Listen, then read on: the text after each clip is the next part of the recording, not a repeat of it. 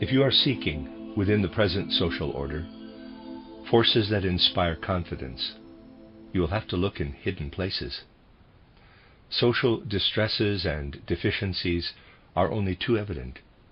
Prospects, genuine ones at any rate, rather less so. There are, of course, self-deceivers, on a greater or lesser scale, who even in the face of the grave difficulties of the present seek salvation in this or that recipe. They devise all kinds of social institutions in which they claim that humanity, or at any rate a section of humanity, would prosper better than it ever has before. It seems to me, however, that nowadays we have become so clever, if I may so express it, that it is relatively easy to work out on a so-called rational basis any kind of social system. It is possible today to be familiar with quite a lot of social systems, advocated by the various shades of party opinion, without finding anything really bad about them, and yet we do not expect anything very much from them either. Certainly anyone who considers contemporary society not simply as raw material for sociological theories, but from the standpoint of a knowledge of the human being, knows that hope for the prospects of society can only arise when the human being is able to come close again to the human being within himself. The most important thing at this stage is not the excogitation of institutions, but the possibility of discovering the human being and including him in the social institutions we inhabit. And at this point it must even be admitted that when it does become possible to discover the human being within the social order, or at the present day within the social chaos, then any given institution can serve the same purpose, more or less. The fact is that humanity can prosper socially in all kinds of ways within the most varied institutions. What matters today is human beings, not just institutions. For this reason I evoked a certain amount of satisfaction, particularly in circles where they feel the social problem more than they think about it, with my book title, Toward Social Renewal, by showing not merely how a given institution might be different, but how a great deal nowadays depends on whether the person in charge of a business, for instance, is able to bring his whole personality to bear, either directly or through assistance, on his workers, so that he comes close to them by really discussing with them, in a human way, everything that goes on in the business, from the purchase of the raw material to the marketing of the finished product and the means by which it reaches the consumer. If you repeatedly discuss this chain of production with your employees, in a way that is attuned to human considerations, you establish a basis on which you can build the other things that are socially desirable and worth striving for today. Yet it is still not enough to talk to people professionally in this way. Something further is needed. What is needed, if we are to have hope in the prospects of society once more, is what I want to talk about today. For a long time the view has been widespread that leaders in the social sphere must first and foremost establish contact with the masses. Efforts in this direction were made throughout the 19th century. And as the social problem became more and more of a burning question, you could see people working in factories for months on end in an attempt to get to know the life of the workers. There have been senior civil servants who, after reaching the retiring age and so completing their work in society, have gone among the working people and been astonished to discover what it is really like there.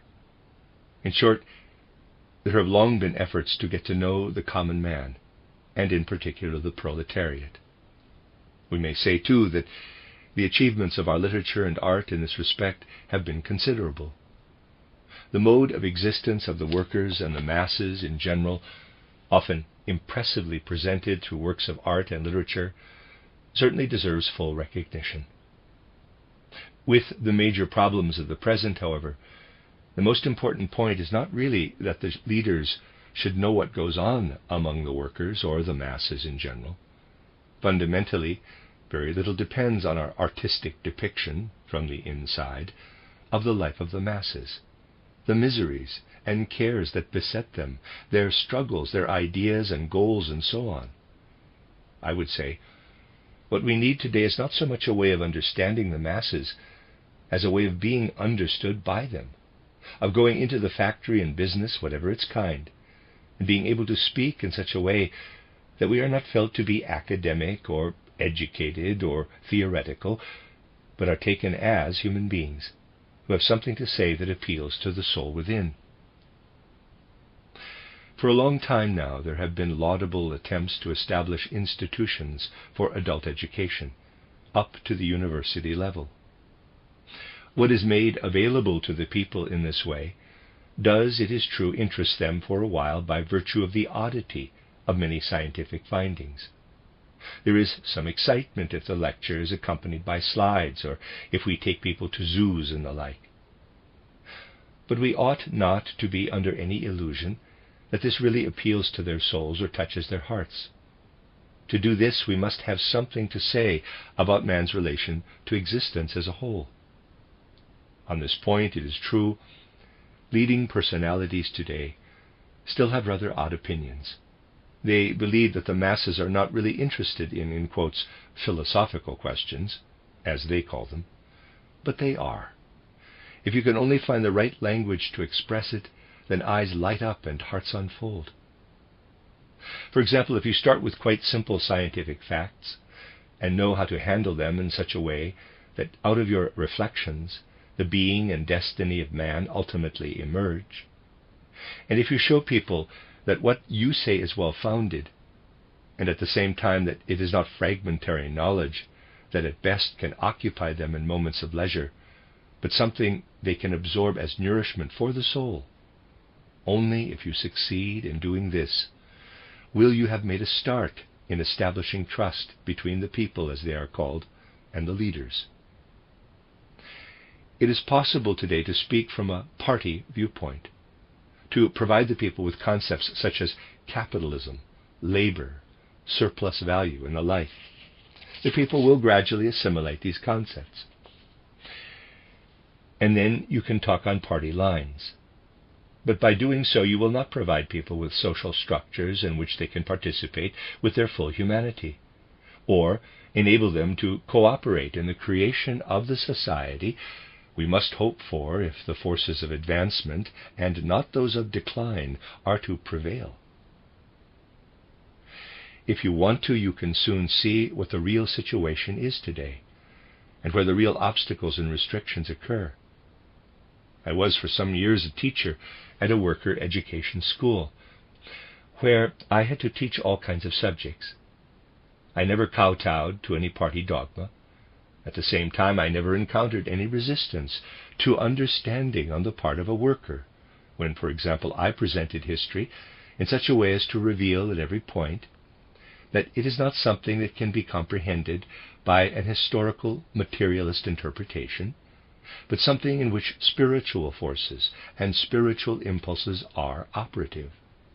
I was even able to evoke some understanding of why it was that Marx, whose ideas were thoroughly familiar to the members of my audiences, arrived at the view that is called historical materialism, the view that regards all spiritual phenomena as merely the effect of mechanistic and economic factors and the like. I was able to show them that this is because, in fact, from about the 16th century onward, there have increasingly come into play the forces that have made economic life dominant and decisive. In consequence, art and science and the rest really seem like, and in a sense even are, the results of economic life, mechanistic life. Marx made the mistake he did because he was only familiar with modern history. It is not my wish to argue from one view or the other, however, but simply to observe that even this point was understood. It was not a lack of confidence on the part of the audiences that made my kind of popular instruction impossible, but the fact that one day the authorities noticed, The teaching here is not in accord with party dogma.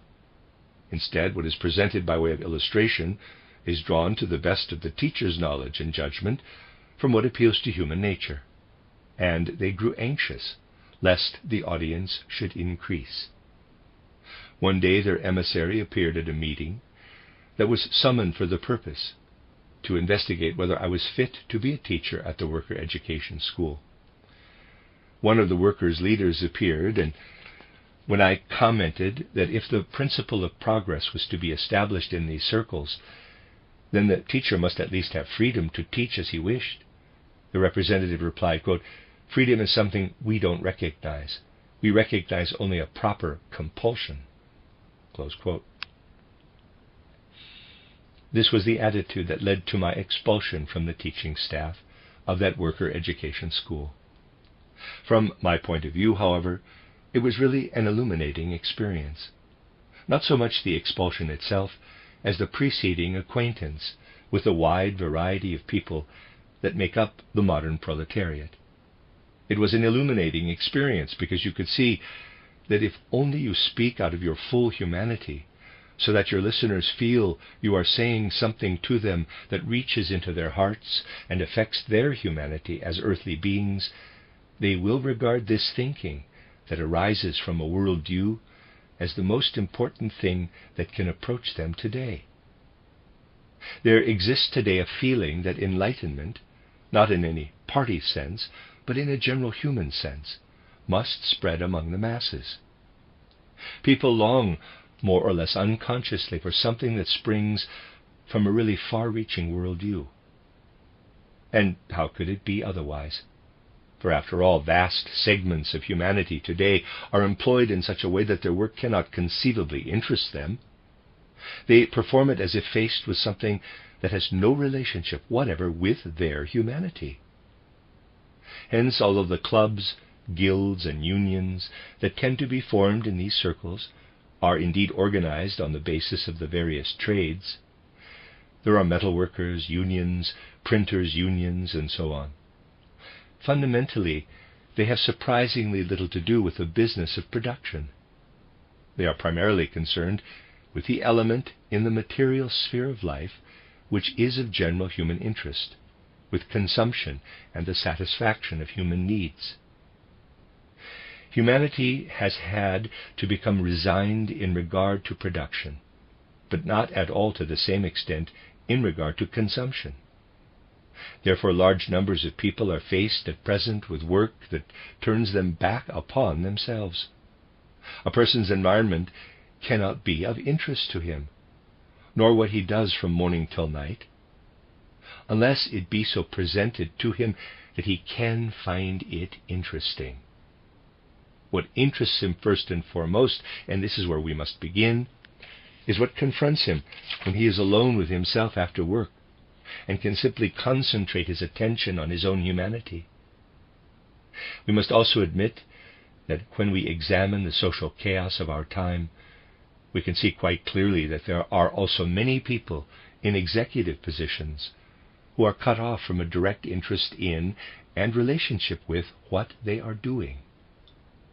It should be not just an open secret, but something known to the widest possible circles that even people whose work is intellectual often have so little interest in their profession that they too are reduced to waiting until after working hours in order to pursue their genuine and human interests. For that very reason, it is obvious that we must provide human beings with things of human significance if we wish to establish a basis for social optimism. In regard to intellectual culture, we have accomplished an extraordinary amount. Today we can point to all the things that human intelligence has achieved. And undoubtedly, people can learn an enormous amount when we acquaint them with the results of achievements in science and art. But that is not the point. The point is that we should be capable not only of disseminating intellectual culture as a foundation for social structures, but of kindling enthusiasm, of inspiring people, not by producing grandiose utterances or elegant speeches, but by having something to say, something that makes people feel, this touches my humanity. If, on the other hand, we go to people with a worldview derived from what is now popular, and from what is recognized as true by our excellent sciences, you can see at once how impossible it is to really grip people's hearts with it and give them something that touches their humanity. People will always regard the sort of thing they are usually given as something superficial. In particular, what they will say, if they are willing to speak freely, because you have gained their confidence in other ways, is, quote, "That's all very well, but first of all, we can't really understand it, because so much of it requires a specialized education, and second of all, it isn't straightforward enough for us. It says to us, 'You cannot go there,'" close quote. I have heard many people talk like this about adult education, colleges, public libraries, and the like, as they are today. If now we seek to base on this experience an approach to society, we must look more deeply for the causes of the difficulty. And here once more I am compelled to introduce in parenthesis, so to speak, something concerning worldviews. When, as we have often done over the last 2 days, we look at the Asiatic civilizations, so many legacies from which survive in our schools, even our high schools and universities, we find there at any rate where the culture was at its height, something that must still be of inestimable value to us today. Its characteristic feature is that the knowledge of the world and the worldview discovered there were apprehended by the human spirit. This in turn developed into the intellect, which I have described as the specific force of modern times.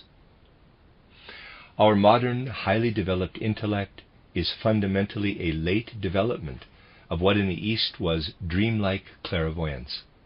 This dreamlike clairvoyance has cast off its direct insight into the outer world and evolved into our inner logical order, into the great modern means of acquiring knowledge of nature.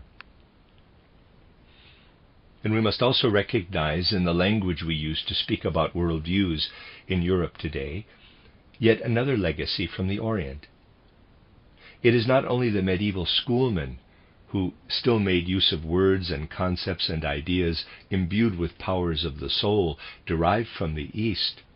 We ourselves, however much we may deny it, speak even in chemistry and physics, in language that we should not use if our education, right up to the university level, were not conditioned by something derived from the Orient.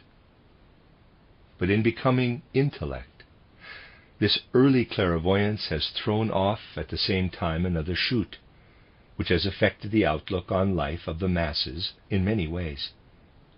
It has given rise to views which, for the most part, have already died out in Europe today, views which have been eradicated by modern elementary school education, and of which only vestiges survive among the most uneducated classes. While, on the one hand, the intellect has been developing to amazing heights, there has also developed deep down among the people, and far more than contemporary psychology has yet revealed, something that projected certain subjective experiences quite involuntarily onto the outside world. These assume the most varied forms, but they can all be covered by the single word superstition. Superstition, which signifies the projection of subjective experiences outward into space and time, played a much greater role in humanity's development than is generally acknowledged today. Even people who are only half-educated can now recognize the belief in ghosts as a superstition. Yet there still persist in us, atavistically, many of the feelings that developed under the influence of this belief. Insofar as we are the descendants of Oriental humanity, in this respect too, we operate in our art and in other branches of life with at least the feelings that spring from this current in humanity's evolution. It is possible to examine what is emerging from the depths of social humanity, so to speak, at the present time, to look at the person who has developed out of the technical and mechanical world of modern times, to look into his heart and his quality of soul. And anyone who does so will see that this person, who has not gone through the process that makes the intellect supremely valuable to us today, the process of high school and university education, has no genuine personal interest in all that can be achieved within the sphere of intelligence. What he has is something quite different. I would say something elemental reveals itself in such a person, welling up from depths that are rising to the surface in our social order. Something elemental, which in Europe today is quite inadequately understood, because fundamentally it is something new. But when it is understood, it can show us the right way to bring a worldview to the masses. Anyone today who, having no contact with our inheritance from the Orient, grows up among humanity, and is thus thrown back upon himself, as the working man is, and very many members of the upper classes too, is not interested first and foremost in the intellect. For him, it is above all the will that he is interested in, and will is something which rises up into the soul from deep below, something which emerges exclusively from man himself.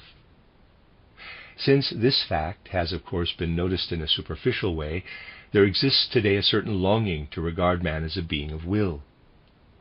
Many people indeed believe that they can speak to the masses of world views only if they deal primarily with the element of will in man. As a result of longings of this kind, it has come about, as frequently happens, that people have described to the masses, in quotes, primitive culture, in which man is still a creature of instinct. They describe to the working man how these primitive people lived in simple circumstances, and then attempt to draw inferences about what the social order should be like today. In elementary school education today, a great deal of time is spent in describing the living conditions of these primitive, instinctive peoples, and there is a good deal of other evidence for the existence of a certain instinctive tendency to put forward the element of will when people are called upon to expound a worldview. Out of a certain appetite for the sensational, modern man does, it is true, accept these descriptions. To some extent, too, he feels in his own being, which has not advanced to a higher level of education, something akin to this instinctive element in human nature. But if you want to warm people, if you want to preserve their souls from desiccation, if you want to make contact with the whole human being, then accounts of this kind will not help you. Why is this? It is because when you have scaled the peaks of science and acquired what science currently accepts as true, you developed, simply by doing so, something that really constitutes a modern superstition. Admittedly, it is not yet recognized as such, but just as the educated person of more recent times has learned to regard the old belief in ghosts as a superstition, so to some extent in masses today, as it were prophetically, looking into the future, regard as a kind of superstition the ideas and concepts and notions that we assert about these primitive conditions of humanity. What do we assert? We assert that mankind was originally governed by instinctive drives. These are something quite obscure, operating in unconscious regions that people are unwilling to define more precisely. They include the instincts that are also found in animals, and all that is indefinite in man's feelings and expressions of will. People point to the natural creature active in man. Many thinkers today regard it as an ideal to depict the human being in such a way that what is inside him is presented as far as possible in terms of material processes, only elevated into those indefinite concepts that we call drives or instincts. Let us, however, remember the view of man's inner nature that I have developed in the last few days. I have shown how the exercises of spiritual science, by developing the human being, enable him to really see inside himself. He thereby reaches the stage of contemplating his inner organism, not as does the modern physiologist or anatomist from without, but in such a way that the parts of the organism can be inwardly experienced. When you have broken through the reflector of memory, you can look down upon the lungs, heart, etc. as something whose physical structure is merely the outward expression or manifestation of the spiritual, of that spiritual element which I have been able to represent as a world memory connected with the great cosmos. This can be sensed by the very person who today is thrown back upon himself by his work. Everywhere he longs to attain an understanding of it. But we attain this understanding only when we clearly perceive what we are actually doing, when we perceive in its soul spiritual essence the element of spirit and soul that lives within us, which is not even our property. It does not belong to our human personality, but is the gulf, so to speak, which the cosmos sends into us as human beings. Man can come to know man only when, looking into himself, he finds as the basic substance of his physical being a spiritual element. Once we realize this, however, we also know that to speak of drives, instincts, and all the other things that people are always speaking of nowadays is to interpose something in front of our real inner nature, just as superstition formerly interposed ghosts in front of external nature. When we speak of drives, instincts, and the like in man, we mean only the soul, obscured, so to speak, by our own view. In speaking of our human nature as it really is, we must ignore these specters that we call instinctive drives, passions, and the like, and see through them to reality.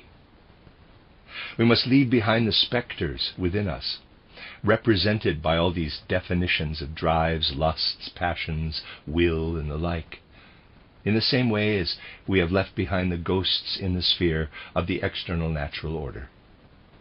With those ghosts, we interposed something from within us in front of external nature, and so projected what was subjective onto the objective sphere. Nowadays we are setting up something that is objectively of a spiritual nature, as if it were something material. Our drives and instincts, as usually defined, are materialized and internalized ghosts that obscure the true spiritual sphere.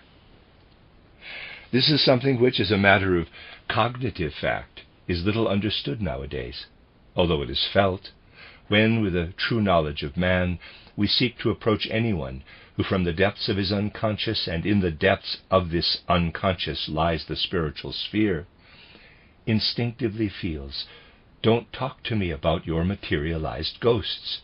You ought to be telling me something about the way in which man and the cosmos have grown together." If you have a feeling for society, you will rejoice over experiences like the one I had a few weeks ago when I was lecturing to a group of workers. I was originally supposed to speak about political economy, but I always arrange for the audience to choose the subject themselves before the lecture begins. I let them hand it up to me or tell me, so that the knowledge imparted to them is of a kind that they themselves determine. On this occasion, a workingman took out a copy of our periodical titled Die Drei. He said he had read an article of mine in it, but couldn't quite understand what the planet was actually like which preceded the Earth, subsequently went over into darkness, and eventually gave rise to the Earth. I was able to lay before this man in a straightforward and simple manner an explanation in terms of spiritual science. And you could see that if you speak dryly in abstract concepts, they feel, "There's nothing much for us here." Yet when you speak of this kind of thing, their eyes light up, because they feel that here is something their souls can feed on, just as their bodies feed on what they eat. How their eyes light up when you give them something that grips their whole personality, their heart and soul. Something that is not simply a concept of the world, but a world-view in the sense that it really contains life and can excite enthusiasm. even when the worker comes straight from the machine. And I certainly believe that social influence of this kind must be exerted first, before we can win people over in any other way, and they must be won over, to establish the appropriate social structures. How long this will take depends on people's determination. I know that many people say, quote, "Oh, you are fobbing us off with something that will only be realized in 400 or 500 years' time," close quote. To this I always reply, quote, "Quite true, if not enough people want it, but in affairs of this kind, the important thing is not to calculate how long it may take for people to reach these social structures, but to forsake calculation and put your trust in the will," close quote. If the will is present in a sufficiently large number of people, we may hope to attain, in not too great a length of time, what we might otherwise intellectually suppose would take centuries. Nothing is more of an obstacle to our reaching these social configurations than the hesitation that derives from such calculations. You should start not by worrying about the results of intellectual calculation, but by attempting to come close to the human being. Then you will see that with a worldview that does not interpose materialized ghosts before people's souls, but reveals to them man's connection with the cosmos, you will soon meet with an appreciative reception. Today, the usual reception you will get is as follows. If you take this kind of worldview to those who are professionally qualified to judge it, they will compare it with what is already in existence, and will then take the view that it is amateurish, dilettante, and so forth. Or the converse will happen. You wish to speak about these things which so affect man's innermost self, that drives, instincts, and the like are spiritualized, and you feel obliged to adopt the scientific forms of expression customary today. Otherwise, what you have to say will be rejected before you start. But if you do adopt them, you are then told that you are speaking a language that is not for the people. You already knew this. That was why, when speaking to people who expect a great deal from those with scientific education, you set it in quite different contexts of ideas. What is said, however, is exactly the same. And that is how you come to realize that the person whose intellect has not been taught to run along a few particular lines by his specific intellectual training will understand it. We shall, it is true, first have to leave behind an age in which, for doing this, one can be thrown out of worker education schools by those who regard themselves as the authentic leaders of the people. I have had to demonstrate to you, then, that because of the very nature of the masses of humanity, there must exist today a worldview in the form of an anthroposophically oriented spiritual science. For only out of such a worldview, which can really talk about the spiritual sphere in speaking of the human being, can there arise any hope of attaining a social understanding. And then from this social understanding, with people understanding one another, we can go forward to other things. We can hope for this. This hope is especially cherished by us in Central Europe, where throughout the 19th century the best minds sought a method of education by which it would be possible to apprehend the child in the sphere of the will. They have perceived that a modern human being must be apprehended in his will. They had not, of course, seen this as clearly as it can be seen with the aid of the worldview I am propounding, but they had a notion of it. That is why they exerted themselves to find intellectual methods which would enable them to reach the child's will by way of his ideas, to grasp his will through his thought forces. And an enormous amount of good was achieved in Central Europe from the German spirit. This is fully acknowledged in the West, or at least it was up until the Great War. In England, attention has always been drawn to the way in which people in Central Europe try to grasp the will indirectly via a pedagogical method, and how this has been transplanted to England. This has always been recognized and described. When we go still further west to America, however, we find that they have developed over there, under the conditions of spiritual geography, a distinct form of a primitive worldview, if I may so put it without offense, which yet carries within itself peculiar seeds for the future. We find, for example, that in America, when educated people sum up what they think about human beings, they will say, what a person works out intellectually depends on the political party into which circumstances have led him, the church to which he belongs. In reflecting the opinions of his church, his class, or his party, he does of course make use of his intellect. The real source, however, is not the intellect, but the will. Again and again we can see American writers pointing to the human will as the original being. Today, Americans like to quote writers who say, the intellect is nowadays nothing but a minister of state, and the will is the ruler. Even though, as Carlyle said, the intellect may be an expensive minister. This view, moreover, is not an invented abstraction, but something that is in the bones of educated Americans. Even the physiologists there talk in these terms. Anyone who has an ear for such things can perceive a marked difference between the language of physiologists in Europe and that of physiologists in America. Over there, people explicitly discuss how a person's brain is shaped by his situation in the world. They consider the brain to be a mechanism which is dependent, even down to its speech centers, on the company a person keeps, the extent to which he gets on in life, and so forth. They, therefore, see the development of the will within the world as the primary aspect of the human being, and regard all the products of the brain as subordinate, as something which fundamentally has very little to do with a person's individuality. These people say, if you want to discover someone's individuality, you must examine his will and see how it developed in his childhood, in the context of his family, his church, his political allegiance, etc. And then consider how he acquires an intellect, which, as an American has said, has about as much to do with his essential being as the horse you ride has to do with the rider. Now, although the legacy of the East has also extended as far as America, we have there, emerging directly from education, something that in Europe lies in the subterranean depths of human existence.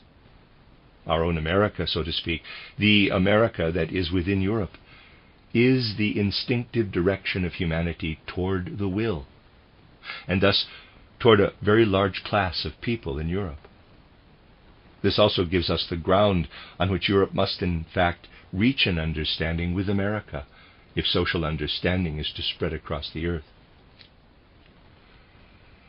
We do indeed find that a good deal of what the Americans have developed represents a primitive form of the exercises by which a spiritual vision is attained. Thus, we find Americans repeatedly commending self-control, self-discipline, self-education as all-important. What matters is not having learned something, but implanting it in your will by the constant repetition of a given exercise.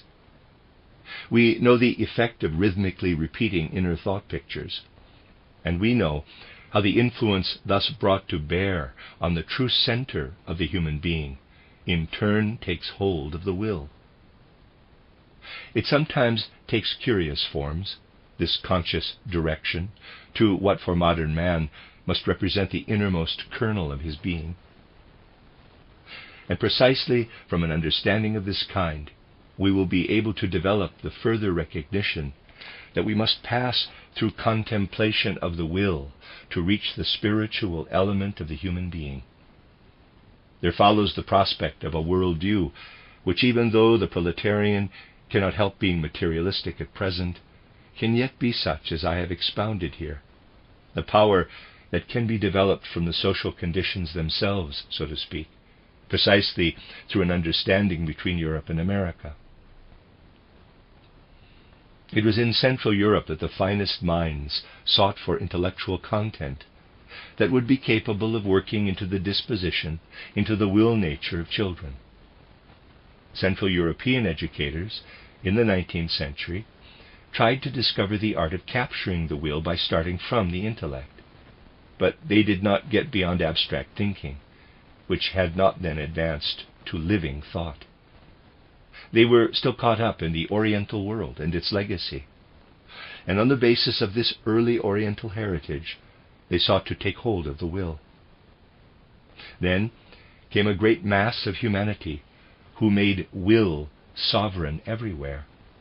And today we live in a period that contrasts with an earlier age, when forces existed to uphold the social order. Even those of us whose outlook is not reactionary cannot help understanding that in earlier times a prince attended the same sermon as the lowest peasant in the district. And the person who spoke from within the spiritual life on behalf of all had something to say that affected everyone. A clear picture of how social orders are held together by means of the Spirit was definitely there in those earlier periods. It was a definite legacy from the Orient, this image which is apprehended by the head and only later sinks down into the heart. Now something else, something that springs from the will, has appeared. We must once more find a way of speaking of world views out of a spirit that embraces us all, from the most uneducated to the most educated. Only in this way can we work together, think together, feel together, will together, so as to establish in the present social hopes for the future.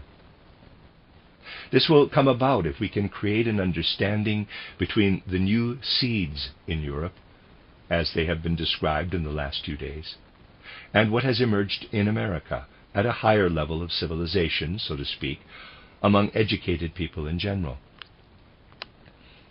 An understanding aimed at moving westward will create a basis for an understanding of an inner development of spirit in the West. Only if we as Westerners show that we are able, out of what we can grasp within ourselves, to summon up something spiritual and to contrast the European-American spirit with the Oriental spirit, which today is in a state of decadence, will a world economy and a world commerce, such as exists only externally today, be possible in the true sense of the word, in genuine trust between human beings. Today, even though the Asian person trades in one form or another with us Westerners, in his heart there is still the feeling, your machines do not impress us. With them you are turning yourselves into intellectualized machines. These are inward people. Even X-rays do not impress them. The Oriental will say, with their aid you can look inside man physically, but what is really important requires no apparatus. It arises from our clairvoyant inner being itself. Whether justified or not, this is the attitude, the view that is present in the Orient. They have a profound belief that the spirit of human nature arose in the Orient, and they look down with contempt on anything that accepts the constraint, as it seems to them, of technology and the machine, in such a way that the human being himself operates in society like a cog in a machine. The bridge to the Orient will be built only when we ourselves create a spiritual dimension in our worldview, on foundations such as I have described, combining the spirit of Europe and America. This, however, will require the world to look more closely at Central Europe, which has gone furthest in the evolution of the intellect toward living thought. The spirits of the early part of the 19th century, Hegel, Fichte, Schelling, have gone furthest in the evolution of thought toward life. At least they believed that in what they experienced as the substantial content of the world, albeit in thoughts that were still abstract, they had something vital and spiritual. What they had, of course, was only the seed of living thought. That is why Central Europe itself forsook the paths it had been following. They need to be rediscovered by really bringing thought to life. An understanding with Central Europe can bring this about. When the West has brought forth spirit once again, and when the East not only sees its own spirit, but can also see, even in the trader and merchant, the representative of a spiritual worldview, then the Easterner will no longer look down on us in arrogance. He will be able to reach an understanding. This is what we must seek if we are to have hopes for society. We cannot have them at all unless we realize what has to disappear. There existed in Austria a spirit which proclaimed that everything ultimately collapses, but that a new life blossoms from the ruins. This is a hope we shall realize only when we look past the externals of society to its inner being. But then we must cease to try to maintain the old order at all costs, and instead have the courage to regard as expendable the things that must be overthrown. These words remain true. Nothing can come to fruition which has not first been cast into the earth as a seed, so that it may decay. Well, the word decay is not quite accurate here, but the image still holds. In discerning what we need to abandon as decayed, we must move forward to new impulses and to the new life that must blossom out of the ruins. Only in this way can we, in this age, have social hopes for the future.